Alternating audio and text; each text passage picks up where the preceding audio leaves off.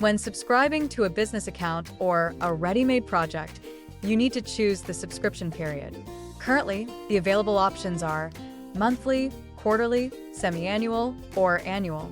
The longer the period you choose, the greater the discount applied. Yellow Tokens has a clear savings policy for those who opt for longer-term subscriptions. If you already have an active subscription and want to change the period to save money, click the Save icon. Then, select the new desired period. You'll see the updated subscription amount and the applied discount. Next, just click Save to confirm. The change takes effect immediately.